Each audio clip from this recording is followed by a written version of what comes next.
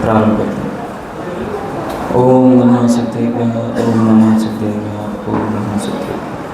नमो अरिहन्तारं, नमो सिद्धारं, नमो आयरिहारं, नमो अच्छायारं, नमो लोके सर्वसाहुरं, मोक्षमार्गस्य नेतारं, वेत्तारं कर्मभोक्तां, ज्ञातारं विश्वतत्त्वानां, वन्दे तद्गुणत्रये। विगत दिनों से हम सभी धर्म के 10 लक्षणों पर चर्चा करते आ रहे हैं, जिसके माध्यम से हम धर्म का सच्चा स्वरूप समझ पा रहे हैं। धर्म तो हम इतने वर्षों से समझ ही रहे हैं, 10 धर्म हम कब से मनाते आ रहे हैं, पर उसमें हम क्या क्या भूल करते हैं, जो कि हम सिर्फ इसी भव में नहीं, अनादिकाल से भूलें करते आ रहे हैं। ऐसी मिथ्यात्व आदि की जो भूलें हैं, वो हम किस किस प्रकार से करते आ रहे हैं, वो हम सभी धर्मों को समझते हुए आगे बढ़ रहे हैं। तो आज कौन सा धर्म है? उत्तम दान। कौन सा? अच्छा, त्याग का है क्या? मुझे लगा दान का है, परंतु इसको किसके साथ जोड़ दिया जाता है हमेशा? दान। ऐसा लगता है कि उत्तम त्याग तो पता ही नहीं क्या था, एक साइड रखा रह गया, और उत्तम दान हो गया कि त्याग के दिन क्या करना चाहिए? जो भी धन है वो संग्रहित हो गया है, उसको त्याग कर दो। मतलब त्याग करना क्या हो गया? दान कर दो। पर आज हम ये देखेंगे कि दान करने की क्रिया में और त्याग करने में कितना बड़ा अंतर है। ठीक है, एक पुण्य है और एक धर्म है। पुण्य से क्या होता है? बंध होता है, धर्म से वो बंध छूटता है। और ऐसे एकदम विपरीत तेल और पानी को मिक्स करने वाली बात हो गई है। लगता भले ही थोड़ा बहुत सेम है, परंतु एकदम अंतर है, कभी मिक्स हो ही नहीं सकता। ठीक है, तो ऐसे ही हम आज बहुत ही अच्छी चर्चा देखने वाले हैं कि हम अक्सर क्या करते हैं कि दान की चर्चा में त्याग को भूल जाते हैं, जो कि हम लक्ष्य भ्रमित हो जाते हैं। तो हमें लक्ष्य भ्रमित कैसे नहीं होना है, क्यों नहीं होना है, वो हम आज जानेंगे। तो ऐसे ही त्याग धर्म के बारे में हम समझते हैं कि त्याग धर्म और दान, जो कि पुण्य की क्रिया है, वो कैसे भिन्न भिन्न हैं। भले ही हमें लगती सेम टू सेम है, क्योंकि जब हम दान करते हैं तो उसमें क्या है? वस्तु से छूट जाते हैं ना। जैसे धन आदि का हमने दान दिया तो हमारे पास नहीं रही, मतलब क्या हो गया? नहीं, क्या हो गया? त्याग हो गया। ऐसा मानते हैं आप? मुंडी नहीं हिलानी, मानते हैं। ठीक है, हाँ बोलो, जो है सो है। फिर से वही बोलूँगा मैं कि सबसे पहले गलती माननी है कि गलती कर रहे हैं। अब यही मान लिया, नहीं हम तो सही कर रहे हैं, दान देना इज इक्वल्स टू त्याग, फिर तो चले गए मोक्ष, कभी नहीं जा पाएंगे। सबसे पहले गलती को मानना है कि हाँ हम मानते हैं, दान कर दिया मतलब त्याग कर दिया। ठीक है, अब इस भ्रम को हमने मान लिया, अब जाके हम समझेंगे कि ये मिस्टेक हो गई, अब मिस्टेक को सुधारना कैसे है। ठीक है, मिस्टेक क्या है अपनी? कि कुछ को कुछ मान लेते हैं। तो ऐसे ही आज हम समझेंगे कि त्याग धर्म क्या है और दान पुण्य क्या है। ठीक है, तो धर्म से कर्म करते हैं और पुण्य से बनते हैं, हमने ये बात देखी थी। और त्यागियों के पास परिग्रह नहीं होता और दानियों के पास क्या होता है? कितना चाहिए आप बोलो तो एक बार, है ना? जितना परिग्रह हो सकता है सब कुछ होता है। ठीक है, अब त्यागियों के पास क्या होता है? कुछ भी नहीं होता। यदि मुनिराजों को देखें, कोई नॉर्मल व्यक्ति हो जो धर्म वगैरह नहीं जानता, ये नहीं जानता कि मुनिराज क्या होते हैं, उसको तो करुणा आ जाएगी कि तुम हमसे थोड़े बहुत पैसे ले लो, ऐसे घूम रहे हो, कपड़े पहना दो, ये और वो। परंतु उसे नहीं पता कि वो अनंत सुखी हैं। क्यों? क्योंकि उन्हें किसी भी प्रकार की चिंता आदि नहीं है। और परिग्रह रख के जो व्यक्ति खुद को सुखी मान रहा है, वो अनंत दुखी है। ऐसी ही बात है, जो परिग्रह रहित होते हैं वे वास्तविकता में त्यागी हो पाते हैं, त्याग धर्म का पालन कर पाते हैं। और जो दान करते हैं उनके पास परिग्रह होना ज़रूरी है। अब कुछ है ही नहीं तो किस चीज़ का दान करेंगे? है क्या ऐसा? अब किसी के पास कुछ भी ना हो, वो क्या दान करेगा बेचारा? तो हम वो भी देखेंगे कि बेचारा नहीं है, ठीक है ना, वो भी बहुत कुछ कर सकता है। मतलब जिस जिस प्रकार के भ्रम हमारे दिमाग में हैं सारे के सारे आज हम निकालने वाले हैं। ठीक है, कि किसी के पास धन आदि ना हो, अब वो क्या करे, बैठा रहेगा कोने में? नहीं, तो वो भी कुछ ना कुछ कर सकता है, वो हम आगे जाके देखेंगे। ठीक है ना। अब देखते हैं कि त्याग धर्म की चर्चा ग्रंथों में किस प्रकार से आई है। तो ग्रंथों के कुछ उद्धरण हैं, उसके माध्यम से हम देखेंगे। तो सर्वप्रथम प्रवचन सार की टीका में हम देखते हैं कि क्या चर्चा आती है। वे लिखते हैं कि निज शुद्धात्म के ग्रहण पूर्वक बाह्य और अभ्यंतर परिग्रह से निवृत्ति त्याग है। किसके ग्रहण पूर्वक? अब त्याग मतलब तो छोड़ना ही छोड़ना होता है, फिर यहाँ पे ग्रहण करने की बात कहाँ से आ गई, है ना। त्याग मतलब क्या? त्यागना, छोड़ना। पर पहली ही परिभाषा में क्या बात आ गई कि निज शुद्धात्मा का ग्रहण करना है। जब अंदर में कुछ बात आएगी तभी तो बाहर का छूट पाएगा, कि बाहर का छोड़ते जा रहे हैं। इतना किसी ने बोल दिया कि आपको दान देना है, होता है ना कि आपको दान देना है मतलब देना है। अब दान दे दिया, अंदर में कुछ था ही नहीं, फिर दुखी होते हैं कि उनने बोला था तो देना पड़ा, यहाँ इन्वेस्ट करना था, ये और वो, दिक्कत हो जाएगी। तो उस दिक्कत को दूर करने के लिए पहले अंतरंग में कुछ होना चाहिए। क्या होना चाहिए? आत्म भावना, आत्मा की जागृति होनी चाहिए, निज शुद्धात्मा का ग्रहण होना चाहिए। जब निज शुद्धात्मा का ग्रहण होगा तो बहिरंग के जो परिग्रह आदि हैं वे अपने आप ही छूट जाएंगे। जब हमें वो अभूतपूर्व अमूल्य रत्न अंदर में दिखने लगेगा तो बाहर की संपदा को क्यों देखेंगे हम? जैसे चक्रवर्ती क्यों छोड़ते हैं इतनी सारी संपदा? क्या रीज़न है उनके पास? कि उनको उससे और ज़्यादा कुछ सुखी करने वाला मिल गया। ऐसे थोड़ी छोड़ देते हैं। क्यों छोड़ेंगे? जैसे कि किसी से बोलें कि तुम ये सब छोड़ दो, हम तुम्हें बहुत अच्छी चीज़ देंगे।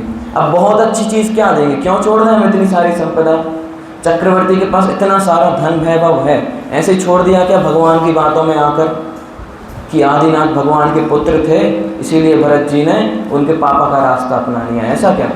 उनको कुछ दिखा होगा ना बेटर कि इसमें तो और ज़्यादा सुख है। जैसे पिताजी का बिजनेस हो, ठीक है, उसमें प्रॉफिट ना दिखे किसी को, पुत्र को, और जो काम कर रहा है, जॉब कर रहा है, उसमें बहुत ज़्यादा प्रॉफिट है, तो बिजनेस को चूज़ करेगा क्या?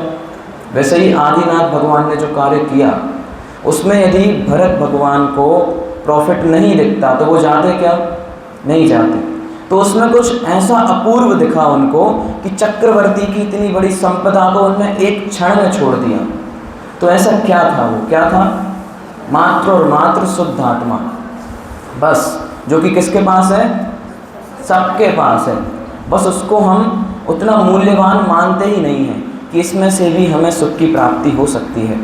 हमारी सुख बुद्धि पर वस्तुओं में है, जो कि हम सुबह के प्रवचन के क्रम में देखते हैं कि पर वस्तुओं में सुख बुद्धि रख के भी एट द एंड उसका रिजल्ट कैसा निकलता है? दुख रूपी ही निकलता है।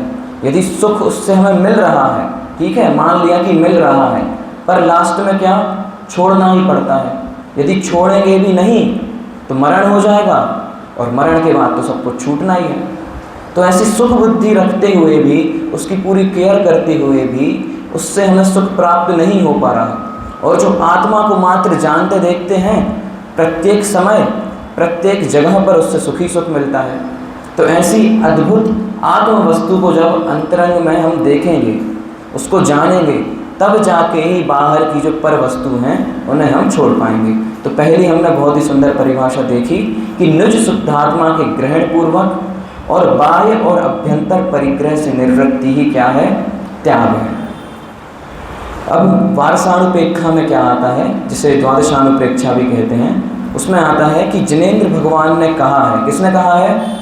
अब वारसानुपेक्षा कर्ता ने नहीं, ठीक है, वो भी लिख रहे हैं कि भगवान ने कहा है, हम भी नहीं कह रहे ये, कि भगवान ने क्या कहा है कि जो जीव संपूर्ण पर द्रव्यों के मोह छोड़कर संसार, देह और भोग से उदासीन रूप परिणाम रखता है, उसके त्याग धर्म होता है। संपूर्ण पर द्रव्यों से, संसार हो, देह हो, भोग हो। अब संसार, देह और भोग का नाश हो गया तो दान हो पाएगा क्या? नहीं हो पाएगा। तो दान और त्याग में कितना बड़ा अंतर है, ठीक है, इन परिभाषाओं से समझ में आ रहा है। और ये कोई और नहीं कह रहा, जैनेंद्र देव कह रहे हैं कि जो इन 3 प्रकार की वस्तुओं से समस्त प्रकार के नाते तोड़ देता है, तब जाके क्या हो पाता है, त्याग धर्म प्रकट हो पाता है। तो ऐसा महान है ये त्याग धर्म। और देखते हैं ग्रंथ के उदाहरण में क्या आता है कि अब तत्वार्थ राजवार्तिक में अकलंक देव क्या लिखते हैं, अकलंक आचार्य, सबने नाम सुना होगा, वही जिनको एक बार में याद हो जाता था, ठीक है। तो अकलंक देव क्या लिखते हैं कि सचेतन और अचेतन परिग्रह की निर्वृत्ति को त्याग कहते हैं। सचेतन और अचेतन, सचेतन क्या हो गया, स्त्री, पुत्र, नौकर, पशु आदि, वो भी परिग्रह ही है एक प्रकार के, ठीक है। और अचेतन क्या, सोना, चांदी, रुपया, गाड़ी, मकान, जो भी लगा सकते हैं। बहुत सारी लिस्ट है हमारे पास, उस दिन बनाई थी ना हमने लिस्ट, तो बहुत लंबी लिस्ट है, ठीक है, उस लिस्ट को वापस से याद कर लेना। तो ऐसे ही इन दोनों ही प्रकार की परिग्रहों से निवृत्ति क्या होती है, रिटायरमेंट, कि उससे हमारा कोई लेना देना नहीं। अब कंपनी लॉस में जाए चाहे प्रॉफिट में जाए, रिटायर होगा एक बार, क्या कोई प्रॉब्लम नहीं, जो होना है होने दो। ऐसे ही इन प्रकार के परिग्रह से निवृत्ति, उनसे कोई भी लेना देना, कोई भी नाता नहीं रखना, क्या है, त्याग है। ऐसे हमने 3 ग्रंथों के अनुसार देखा कि त्याग धर्म किसे किसे कहते हैं। अब हम आगे बढ़ते हैं कि अब हमने इतना कुछ समझा, उससे क्या समझ में आता है कि उक्त कथनों से यह बात स्पष्ट होती है कि त्याग शब्द निवृत्ति सूचक है और त्याग में बाह्य और अभ्यंतर परिग्रह का त्याग होता है। तथापि त्याग धर्म में निज शुद्धात्मा का ग्रहण अर्थात शुद्ध उपयोग और शुद्ध परिणति भी शामिल है। 2 चीज़ें देख ली हमने, ठीक है, वो कल जैसे, एक तो नास्तिपरक और एक अस्तिपरक। पहले क्या कि छोड़ने की बात आ गई कि बाह्यंतर और अभ्यंतर प्रकार के परिग्रह को छोड़ना पड़ेगा, छोड़ दिया। अब पॉजिटिव में क्या कि अब ग्रहण किसको करना है, ग्रहण किसे करना है, स्वयं की आत्म वस्तु को। तो इतनी पूरी चर्चा का सार ये है कि त्याग किसे कहते हैं, बहिरंग जो परिग्रह आदि हैं उनके प्रति मोह राग द्वेष छोड़ना, ठीक है। मोह राग द्वेष छोड़ने को क्या हो गया, वो त्याग है। और वो छोड़ दिया, उसके बाद क्या ग्रहण करना है, अपनी शुद्धात्म वस्तु, अपनी आत्मा को जानना है। तो ये इस पूरी चर्चा का भी हमने सार रूप से देखा। अब हम आगे देखते हैं कि अब जो त्याग होता है वो वास्तविकता में कहाँ होता है और कैसे होता है, ठीक है। त्याग पर द्रव्यों का नहीं अपितु अपनी आत्मा में पर द्रव्यों के प्रति होने वाले मोह राग द्वेष का होता है। क्या बिंदु आया कि त्याग पर वस्तुओं का नहीं हो रहा। अब कोई भिखारी है, उसके पास तो पर वस्तु वैसे ही नहीं है, 1 रुपये का ठिकाना नहीं है, फिर भी क्या अंतरंग में मोह राग द्वेष बहुत तीव्र है कि मैं तो इतना अमीर बन जाऊँ, इतना अमीर बन जाऊँ कि कोई सीमा ही ना हो उसकी। अंतरंग में मोह राग द्वेष है, ठीक है। और यदि हमने त्याग कर भी दिया, ठीक है, बाय चांस त्याग कर भी दिया कि हम सबको छोड़ रहे हैं, परंतु उसके पीछे हमारा मोह राग द्वेष जुड़ा रह गया, उन चीज़ों को भोग भी नहीं पा रहे, ठीक है, क्योंकि छोड़ दी, नियम धर्म पालन कर लिए, और आसक्ति बहुत तीव्र है, मोह राग द्वेष बहुत तेज है अभी अंदर में, तो क्या बहुत दिक्कत हो जाएगी। फिर ऐसे विचार चलेंगे, उससे अच्छा तो छोड़ना ही नहीं था, अब छोड़ दिया, वापस ग्रहण करेंगे तो समाज वाले क्या कहेंगे, एक्सप्रेसेड इस प्रकार के विचार होते हैं। क्यों होंगे, क्योंकि उसके पीछे मोह राग द्वेष जुड़ा है। मोह राग द्वेष मतलब सब जानते ही होंगे, क्या मोह मतलब क्या, ममत्व का भाव, किसी वस्तु को समझ लिया कि हाँ इससे ममत्व को अपना माना। राग मतलब क्या, अपना मान के अच्छा मानने लगे, और द्वेष मतलब क्या, अपना मान के बुरा मानने लगे। अब द्वेष भी करना है तो पहले मानना पड़ेगा कि ये मेरा दुश्मन है, दूसरों के दुश्मन से कोई दिक्कत नहीं, तो ठीक है, चाहे राग हो चाहे द्वेष हो, दोनों में अपनत्व का भाव तो रहेगा ही, ममत्व का भाव रहेगा ही, ठीक है। ऐसे राग और द्वेष को हमने नहीं त्यागा तो क्या दिक्कत हो जाएगी, भले ही पूरी संपदा छोड़ दें, एक साइड रख दें, जैसे आदिनाथ भगवान के साथ राजाओं ने सब कुछ छोड़ दिया था, पर मोह राग द्वेष जुड़ा रह गया था। अब उन्हें याद आता था कि ऋषभदेव भगवान को तो बढ़िया है, पत्थर पे सो के भी कुछ नहीं हो रहा, पर उनको क्या महलों की याद आती थी कि महलों में ऐसी सुख सुविधाएं थी कि मखमल के गद्दे थे, पैर भी रखो तो एकदम सॉफ्ट सरफेस था। अब यहाँ कांटों पे चलना पड़ रहा है। भोजन भी एक बार मिल रहा है, वो भी थोड़ा सा मिल रहा है। हमें तो 4-4 टाइम मिलता था। मोह राग द्वेष जुड़ा रह गया ना। भले ही सब कुछ छोड़ दिया, बाहर से कैसी अवस्था है, एक वस्त्र का धागा भी नहीं है, ठीक है, फिर भी अंतरंग में क्या, मोह राग द्वेष के परिणाम चलते जा रहे हैं।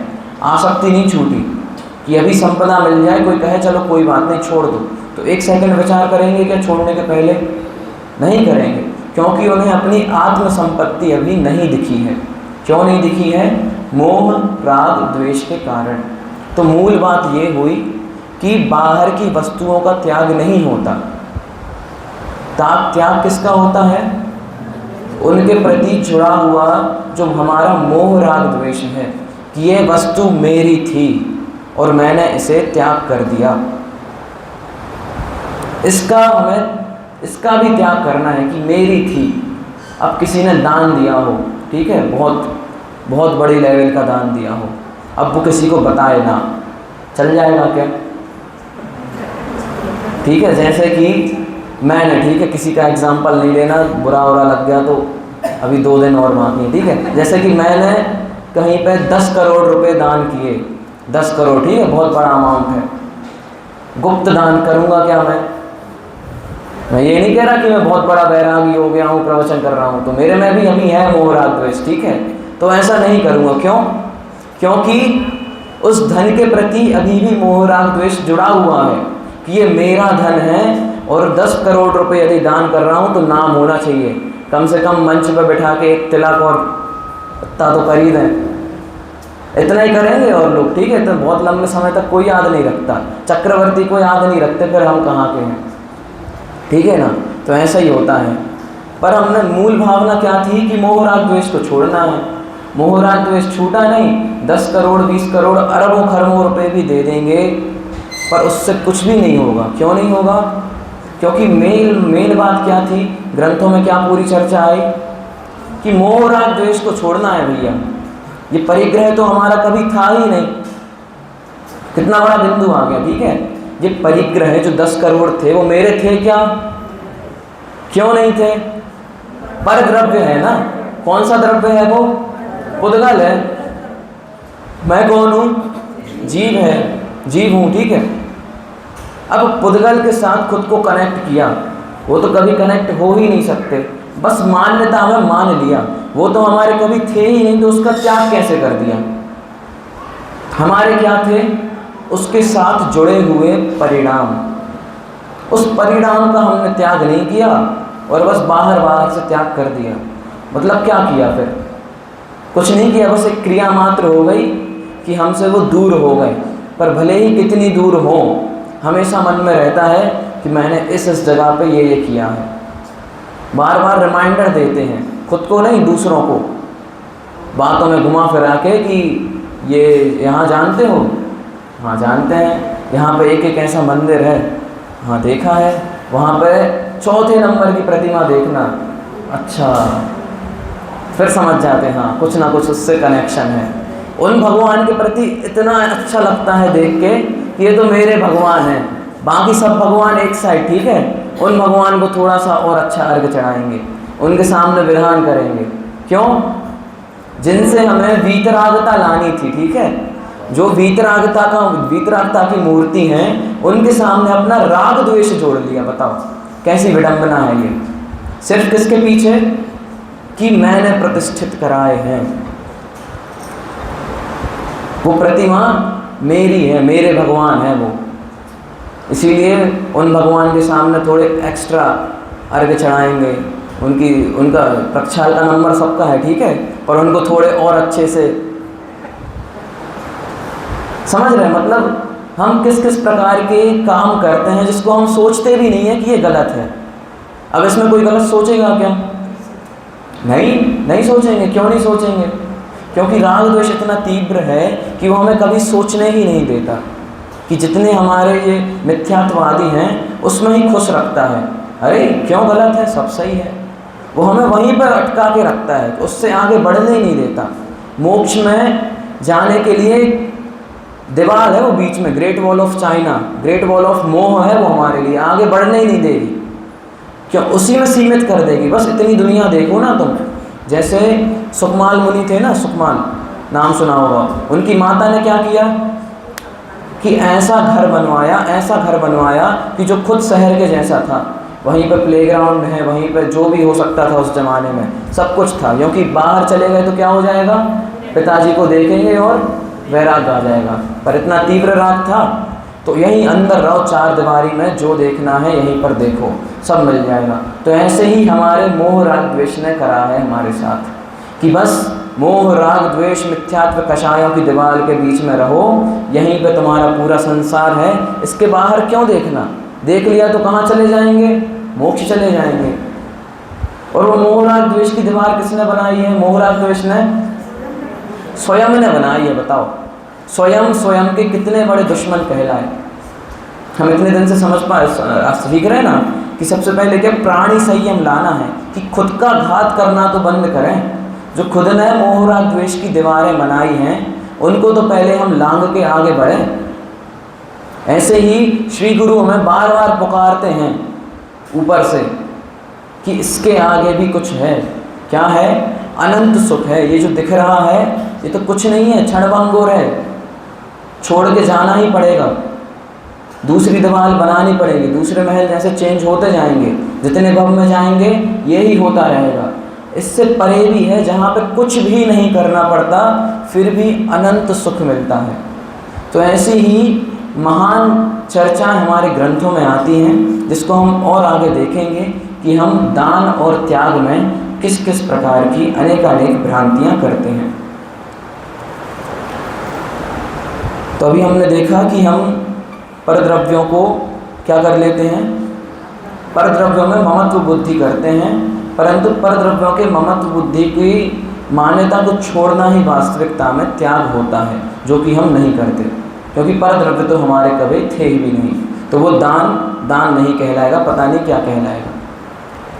हाँ, अब दान के पीछे राग जुड़ा हो कि मैंने यह दान दिया है तो याद कर करके खुश होते हैं, तो वो दान किसी भी प्रकार का दान नहीं होगा, क्योंकि दान से पुण्य बंधना था, ठीक है ना।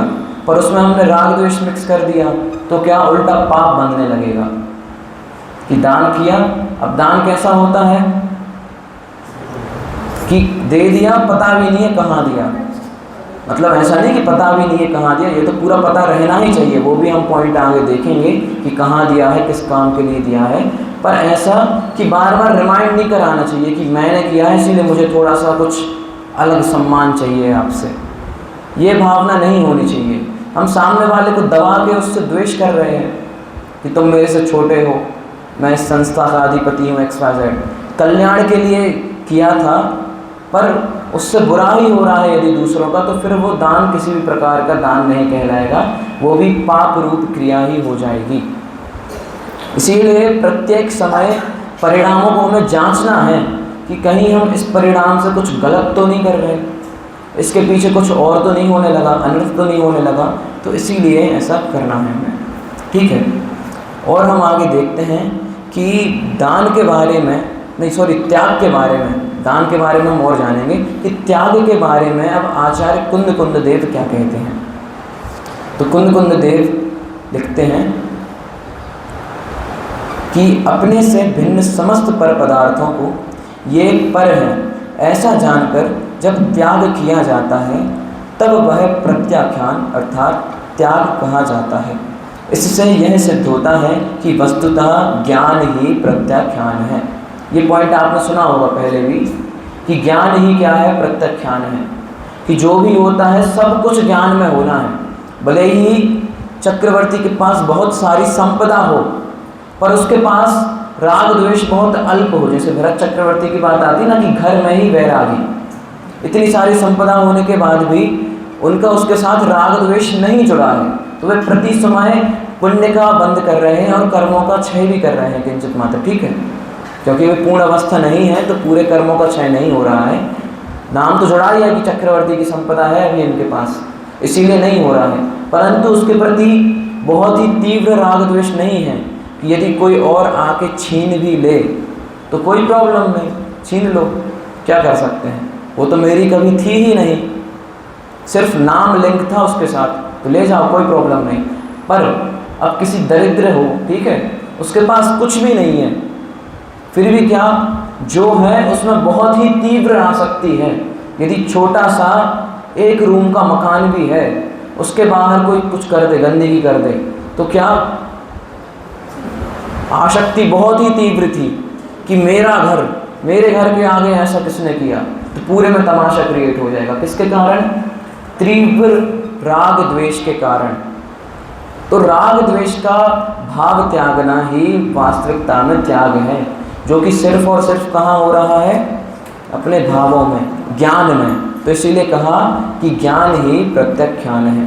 अब यहाँ पे एक बहुत ही सुंदर उदाहरण भी दिया है आत्मख्याति नामक टीका में, जो कि आचार्य अमृतचंद्र देव ने लिखी है समयसार ग्रंथ के आधार से ही। उसमें एक बहुत सुंदर उदाहरण दिया है, ठीक है, उदाहरण बताता हूँ कि किसी दो व्यक्तियों ने धोबी को वस्त्र दिए थे, ठीक है, same to same, exact same to same वस्त्र दिए थे, उसमें थोड़ा बहुत अंतर था। हम पर किसी का गलती से और का उठा के ले आए, उसको बढ़िया पहन के सो रहे हैं, चादर था बाई चांस, कि चादर को ओढ़ के बहुत अच्छे से सो रहे हैं, सुकून की नींद, कि ये तो किसका है? मेरा ही है, ठीक है। अब वो धोबी आया ढूंढते ढूंढते कि भैया ये आपका चादर नहीं है, ये दूसरे का है। वो बोलेगा कैसे है? बिल्कुल नहीं है, ये तो मेरा ही है। फिर वो चिन्ह बताएगा, ये देखो कॉर्नर में ये बना है। उसी टाइम पे क्या होगा? जो हम इतने मजे की नींद सो रहे थे कि ये मेरा चादर है, मेरा मेरा मेरा, तुरंत क्या? अब बिल्कुल भी मेरा नहीं है, अब तुरंत एक्सचेंज कर लेंगे। तो इससे क्या हुआ कि परवस्तु थी, ठीक है, उस टाइम उससे राग जुड़ा हुआ था। अब जैसे ही राग टूटा, क्या हुआ? तुरंत छोड़ देंगे। तो ऐसा ही उपदेश जिनवाणी में दिया जाता है कि जिन पर वस्तुओं में, शरीर में, भोग आदि में हम अपनत्वपना करते हैं, राग राग मानते हैं, जिनेंद्र देव तो अनादि काल से बता रहे हैं कि ये तेरा नहीं है, पर द्रव्यों का ही है, परंतु हमारी अभी तक नींद नहीं खुली है ना, अभी भी हम उसी का चादर ओढ़ के सो रहे हैं, बिजी। कोई नींद में क्या होता है कि कोई भी आ जाए, कई बार कहते हैं ना कि ऐसे तो भगवान ही उठा सकते हैं, तो हमें तो भगवान सच में उठा रहे हैं, फिर भी नहीं उठ पा रहे। किसके कारण? तीव्र राग द्वेष के कारण। उस चादर में इतनी ज़्यादा आसक्ति है, भले ही कोई कुछ भी कर ले, ये मेरा है मतलब मेरा है वाली बात हो गई है। भले ही उसमें कई प्रकार के सिंबल दिखा दें कि ये एक ना एक दिन छूटने वाला है, इस प्रकार के सिंबल कि इसको भले ही तुम धारण करे हो, पर जब अंत समय आएगा तो छोड़ के ही जाना पड़ेगा, ये भी लास्ट में दुख देने वाला ही है। कई प्रकार के सिंबल दिखा दें, परंतु यदि उसके साथ आसक्ति जुड़ चुकी है तो उसका निवारण मात्र और मात्र ज्ञान में ही होगा, क्योंकि ज्ञान ही प्रत्याख्यान है। जो भी होना है सिर्फ और सिर्फ अंतरंग के भावों से होगा। जैसे ही अंतरंग के भावों से ये छूटा कि ये मेरा नहीं है, तो जैसे चद्दर को एकदम से छोड़ दिया था, बिल्कुल मेरा नहीं है, ऐसे ये एक दिन राग भी निश्चित रूप से टूटेगा, जो कि हमें तोड़ना ही है वाली बात है। यदि नहीं तोड़ा तो फिर से वही अनादिकाल का चक्कर कटने वाला है।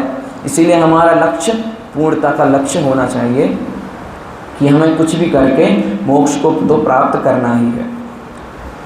तो इस प्रकार से हमने बहुत ही सुंदर उदाहरण देखा कि किस प्रकार से ज्ञान ही प्रत्याख्यान है, और जब ज्ञान में राग द्वेष टूट जाए तो फिर पर वस्तु के संयोग आदि तो बात कोई खड़ी होती ही नहीं है, उससे अपने आप ही वो राग टूट जाता है।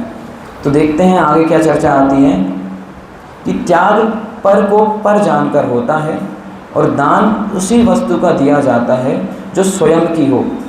पर वस्तु का त्याग होता है, दान नहीं। और यदि पर वस्तु का कोई दान कर दे तो चोरी में गिना जाएगा वो, ठीक है। क्या आई बात? अब कौन सा पॉइंट आ गया? दान और त्याग को अलग अलग करने के लिए व्यवहार दृष्टि से, ठीक है, निश्चय को थोड़ा सा साइड रख के। दान किसका करते हैं? कि जो हमारी प्रॉपर्टी हो, व्यवहार की बात है, ठीक है, इसको मिक्स मत करना। दान किसे? जो हमारा पैसा हो, हमारे वस्त्र हो। और त्याग किसका? पर वस्तु के प्रति जो भाव है उसका होता है, ठीक है। और यदि दान में हमने क्या कर लिया? पर वस्तु का दान कर दिया, किसी दूसरे की चीज़ थी, उसको उठा के दान में दे दिया, तो वो क्या हो जाएगा? चोरी के में आ जाएगा। अब कोई पूछे, ये प्रश्न होता है निश्चित रूप से कि रोड पे हमें पैसे डले हुए मिले तो उसका क्या किया जाए? उसका कुछ नहीं किया जाए, पर वस्तु जान के आगे निकल जाओ। अब मैंने अपने टीचर से पूछा था ये स्मारक में कि अब हमें पैसों का बैग मिल जाए, 1-2 करोड़ रुपए हों उसमें, अब क्या करें? ऐसे ही छोड़ दें क्या? किसी की बहुत वैल्यूएबल चीज़ है वो। तो उनने बोला कि इसके लिए लीगल भी कुछ काम है व्यवहारिक जीवन में, कि उसको हम पुलिस में डिपॉजिट कर सकते हैं और उसकी पूरी इन्फॉर्मेशन ले सकते हैं कि ये हमने दिया था तो अब कहाँ गया, तो वो हम उसके में कर सकते हैं। पर उसे मंदिर में आके दान कर देना, वो चोरी में ही आएगा नियम पूर्वक। यदि वो 10 रुपये का सिक्का भी है और वो किसी बहुत ही गरीब का था, ठीक है, बहुत गरीब का था, मुश्किल से भीख मांग मांग के 1-2 दिन बाद उसको 10 रुपये मिले और वो भी उससे गलती से गिर गए, ठीक है, हमने उठाए और मंदिर में डाल दिए, कितना पुण्य का काम कर दिया। अब वो भिखारी बेचारा ढूंढ रहा है यहाँ वहाँ, 10 का मिल जाए, नालियों में हाथ डाल डाल के ढूंढ रहा है, फिर भी नहीं मिल रहा। क्यों? क्योंकि हमने अपन की 1.5 अकल लगा के क्या किया? चोरी को दान मान लिया। वह नहीं करते होंगे, ये बात है, मैंने तो कभी भी नहीं किया, आप भी नहीं करते होंगे इस प्रकार के काम। फिर भी यदि गलती से इस प्रकार के प्रश्न हो भी कि जो पड़ी हुई वस्तु है उसका क्या किया जाए, उसका कुछ नहीं किया जाए, उसका जो होना है देखेंगे, उसका पाप कम से कम हमें तो नहीं बांधना है। अब दूसरा व्यक्ति उसको जेब में रखे, मंदिर में चढ़ाए, जो भी करे, क्योंकि जैन धर्म कैसा धर्म है?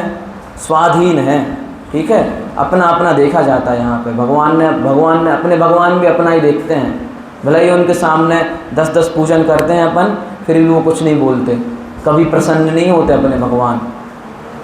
प्रसन्न होने का है ही नहीं, संसार में ही नहीं है, संसार में होते तब तो प्रसन्न होते। इसीलिए स्वाधीन धर्म है, तो जो होना है उसके साथ वो होता रहेगा, हमें उसका पाप बंद नहीं करना है। तो ऐसी ही बात है कि दान होता है वो सिर्फ़ और सिर्फ खुद की वस्तुओं का होता है, ना कि किसी और का उठा देने से, उससे तो चोरी हो जाएगी, ठीक है। और जो त्याग होता है वो वस्तु को अनुपयोगी समझकर, अहितकारी मानकर किया जाता है, और दान होता है वो कैसा? उपयोगी वस्तु का किया जाता है। पर इसमें भी हमारा भ्रम है क्या कि दान किसका करेंगे?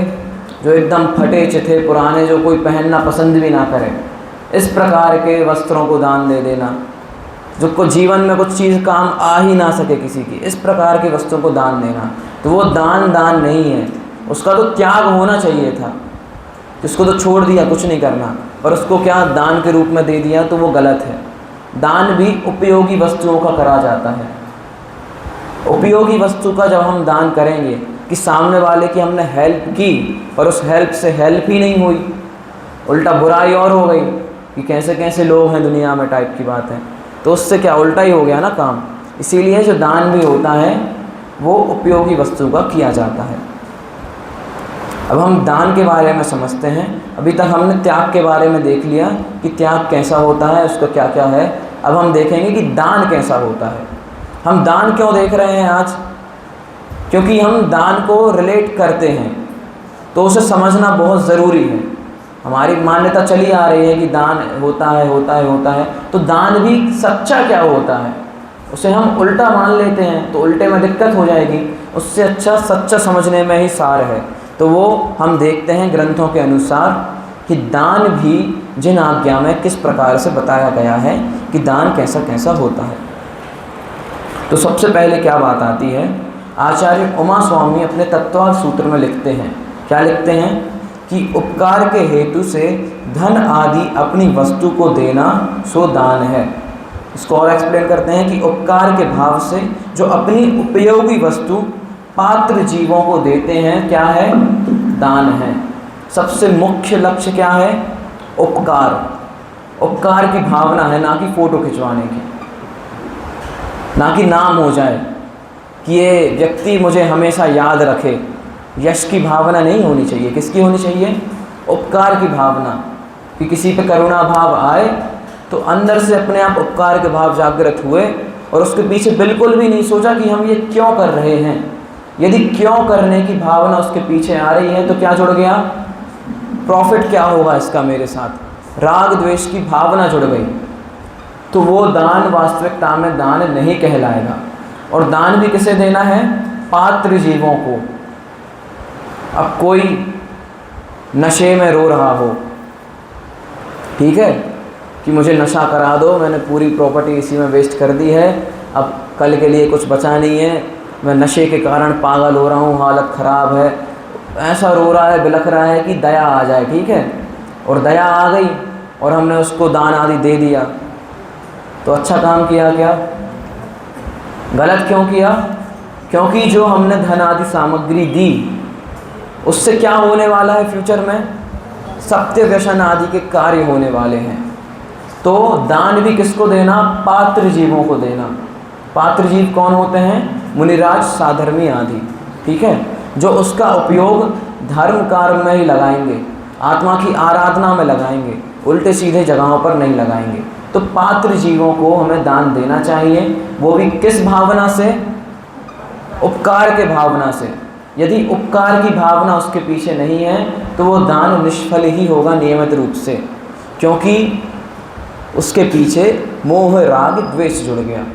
मोह राग द्वेष कैसा है? पाप का कारण है, उसका पुण्य की क्रिया से कोई भी लेना देना है नहीं। तो इसी प्रकार की हमने अभी बात देखी कि दान को उमा स्वामी आचार्य ने किस प्रकार से बताया है। और एक और बात जो मैंने अभी शुरू में बताई थी कि बाद में बताऊंगा, कि हमने दान दे दिया कहीं पे, ठीक है, तो उसके बाद हमारी ये जिम्मेदारी है कि उस धन के साथ क्या होने वाला है वो हमें पता होना चाहिए। कि हमने कहीं दान दिया है बहुत बड़ा अमाउंट, किसी संस्था में, किसी के मंदिर के निर्माण आदि कार्य में हमने बड़ा अमाउंट दान दिया है, 5-10 करोड़ रुपए दान दे दिए, तो दे के छोड़ देना चाहिए क्या?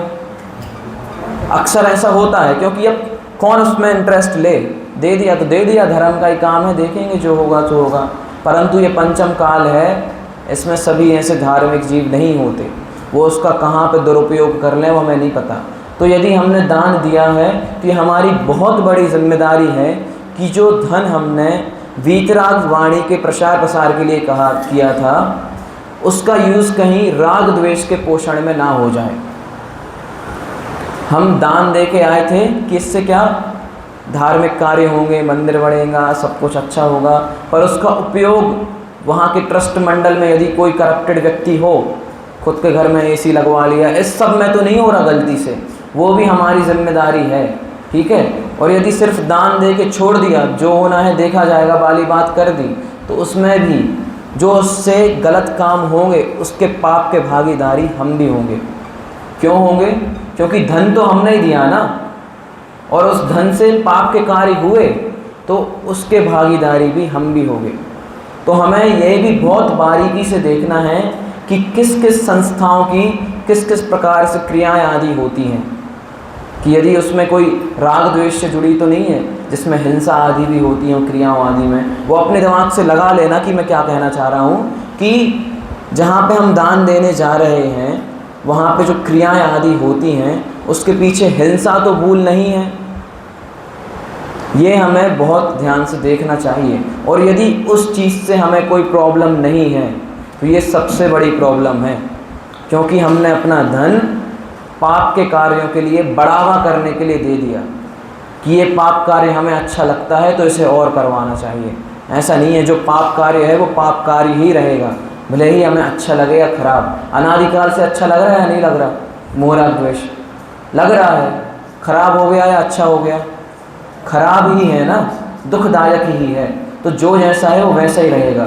इसीलिए हमारी बहुत बड़ी जिम्मेदारी है कि कहीं धन आदि को हम दे रहे हैं तो उसके पीछे का लक्ष्य वीतरागता का प्रचार प्रसार ही हो, तब जाके तो वो दान देना सही है, वरना वो भी किसी भी प्रकार से पुण्य का दाता नहीं है, वो भी गलत मार्ग पर जा रहा है, तो उससे गलत परिणाम ही निकलेगा। ऐसी हमने बात देखी कि दान करने में भी कितनी बड़ी जिम्मेदारी हमारे पीछे जुड़ी रहती है। अब देखते हैं कि हमारे जिन धर्म में किस प्रकार से दान के भेद बताए हैं। कितने दान बताए हैं? 4 प्रकार के। नाम याद हैं? बोलिए। आहार, औषधि, ज्ञान और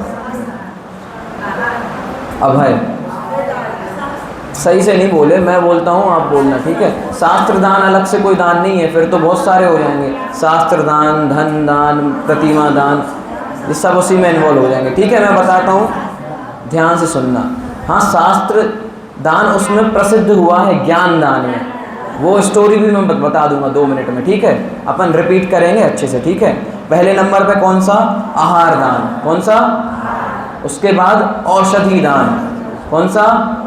औषधि दान। उसके बाद ज्ञान दान। कौन सा? और लास्ट में अभय दान, ठीक है। क्लियर? सबको ये नाम याद हो गए होंगे।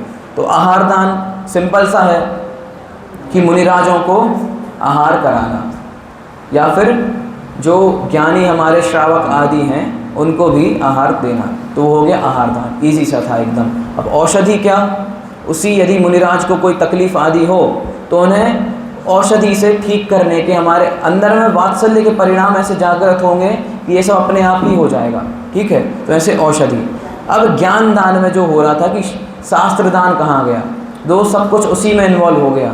प्रवचन करना या फिर किसी को धर्म मार्ग में लगाना, उसको जिनवाणी भेंट कर देना, अच्छी अच्छी बातें सुनाना, वो सब कुछ ज्ञान दान में आ जाएगा, ठीक है ना। ज्ञान दान में कौन प्रसिद्ध हुआ है? नहीं पता कौन किस में प्रसिद्ध हुआ है? चलो वो भी मैं बता दूंगा, ठीक है। अब लास्ट कौन सा? अभय दान। अब इसमें बड़ी कंफ्यूजन देती है, अभय दान मतलब क्या है? अभय दान को अपन बहुत सिंपल शब्दों में समझते हैं, ठीक है। जैसे कि हमने मांस खाने का त्याग कर दिया, तो इसमें जो मुर्गी आदि हैं तो उनके प्रति क्या हो गया? अभय दान हो गया कि हमारे तरफ से आपको कभी भी कोई भी प्रॉब्लम नहीं होगी, हम आपकी हमेशा रक्षा करेंगे। कैसे? भक्षण ना करके। तो क्या हो गया? सिंपल सा अभय दान का हमने एग्जाम्पल देखा। ऐसा हम जैन धर्म की अनेकानेक क्रियाओं में करते हैं अभय दान, भले ही उसको हमें पता नहीं रहता। जैसे पानी छान के क्यों पीते हैं? जीवों के प्रति अभय दान कर दिया। भोजन को सोध सोध कर क्यों बनाते हैं? कि उसमें गलती से जो इल्ली आदि हैं वो निमित्त से मर ना जाएं।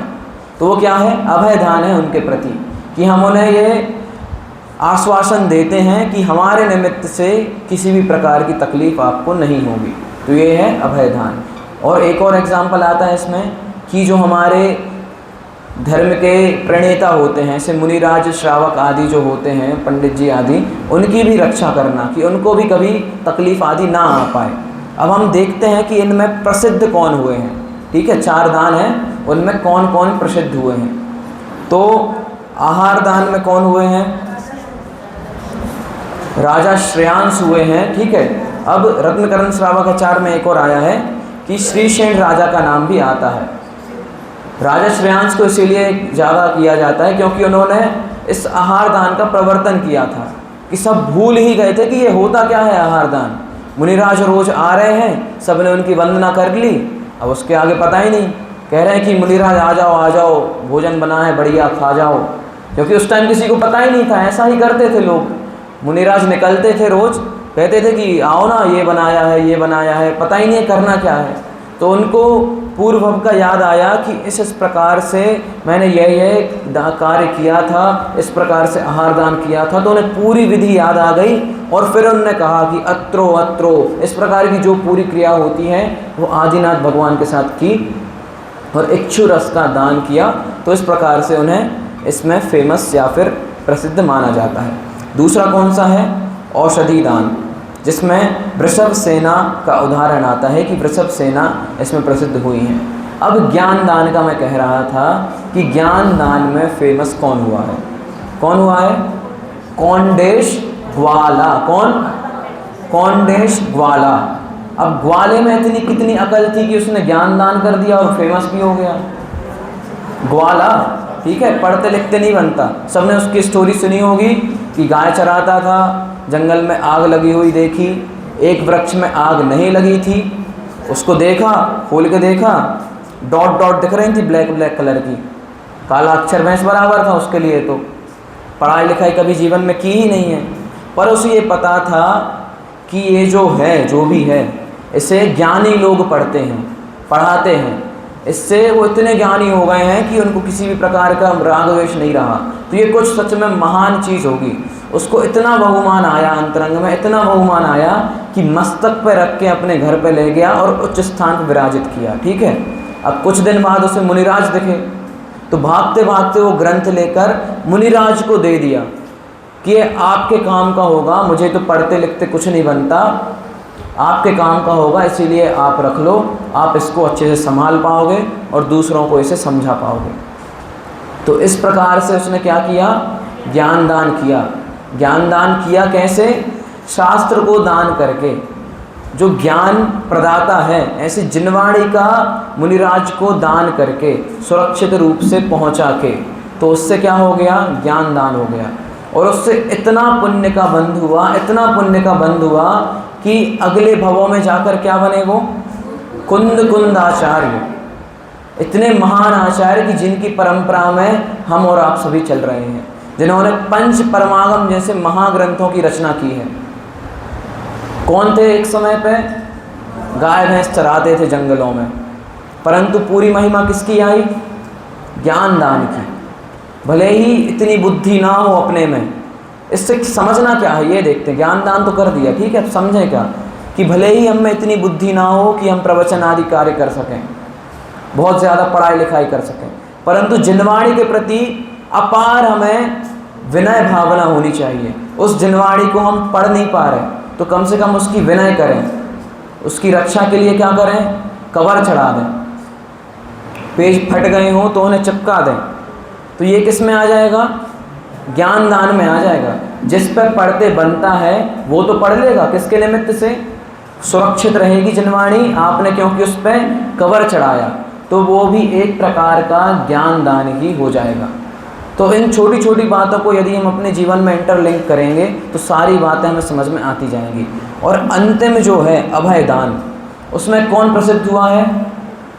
एक सूकर, जंगली सूकर होते ना जो, वो प्रसिद्ध हुआ है। क्यों? जंगल में मुनिराज आत्माराधना कर रहे थे, एकदम स्थिर बैठे थे। वहाँ से पीछे से एक शेर आया और सूकर भी वहीं पर था। तो सूकर ने अपनी पूरा जी जान लगा दिया मुनिराज को उस शेर से बचाने के लिए। मुनिराज को यह अश्योर कर दिया कि यदि मैं हूँ यहाँ पे तो आपको कोई कुछ नहीं कर पाएगा। पूरी प्रोटेक्शन करता था वो पूरे समय। तो शेर आया, शेर से इतना लड़ा, सूकर है, शेर पूरे जंगल का राजा शेर है, शेर से इतनी ताकत लगा दी, जो भी हो सकता था जैसे तैसे करके उसने शेर का वध किया और ऐसे करते करते स्वयं का भी नाश हो गया। परंतु क्या उसने क्या किया? मुनिराज के प्रति अभय दान किया, तो इसीलिए वो अभय दान में प्रसिद्ध है। इस प्रकार से हमने चारों ही प्रकार के दान देखे। अब इसमें एक सबसे बड़ा महादान तो छूट ही गया। कौन सा छूट गया? अरे कौन सा छूट गया? धन का दान। धन कहाँ गया? सबसे पॉपुलर। अब धन का दान तो इसमें आया ही नहीं, तो धन का दान आज से कैंसिल। धन का दान है ही नहीं। अब आहार कर लेंगे, यदि कभी मौका मिला तो पंडित जी को भोजन वोजन करा देंगे, यदि कभी बीमार हो जाएं तो खांसी की दवाई ववाई दे देंगे और कवर वगैरह चढ़ा देंगे और अभय दान कर लेंगे अपने हिसाब से। अब पैसे वैसे ख़त्म, क्योंकि शास्त्रों में आया ही नहीं है, धन दान करना ही नहीं है। तो अब धन कहाँ से आता है? तो अभी हमने इतनी सारी वस्तुएं देखी, मतलब जो परिभाषाएं समझी, उसमें क्या आ रहा था कि परोपकार की दृष्टि से अपने जो काम की वस्तु है उसको दान दे देना, वो क्या है? अब उसमें कुछ भी हो सकता है, कपड़े भी हो सकते हैं, धन भी हो सकता है, सोना चांदी हो सकता है, जो भी सामने वाले को ज़रूरत हो वो हो सकता है। तो उसमें अपने आप ही क्या आ जाएगा? धन का दान भी आ जाएगा। धन या फिर ज्वेलरी वेलरी जो भी हम मानते हों, सबसे महान माना जाता है जो कि हमारे जीवन में, क्योंकि उसकी बहुत वैल्यू मानी जाती है। ठीक है, तो वो अपने आप ही उसमें इन्वॉल्व हो जाएगा। ठीक है, अब धन दान नहीं आता तो फिर इससे क्या दिक्कत हो जाएगी? जो व्यवस्थाएं आदि होती हैं मंदिर में, वो कैसे होती हैं? उसके लिए धन तो चाहिए ही ना। तो इसीलिए धन आदि जो भी वस्तुएं हैं जिससे सामने वाले का कल्याण हो सकता हो, यदि मंदिर का कल्याण धन आदि देने से हो सकता है तो बिल्कुल देना चाहिए, ठीक है। अब आगे हम ये भी देखेंगे कि यदि नहीं देंगे तो क्या प्रॉब्लम है, ठीक है। पर अब मेरा प्रश्न ये है कि किसी के पास बहुत मुश्किल से रोटी खाने के पैसे हो, मंदिर से जुड़ा हुआ हो, अब वो क्या करें ऐसे सिचुएशन में कि मुश्किल से तो पैसे कमा पा रहा है, महीने के 2-3 हज़ार कमा पा रहा है, ठीक है। अब उससे कह दिया कि दान देना चाहिए धन के रूप में, अब कहाँ से ला के दे।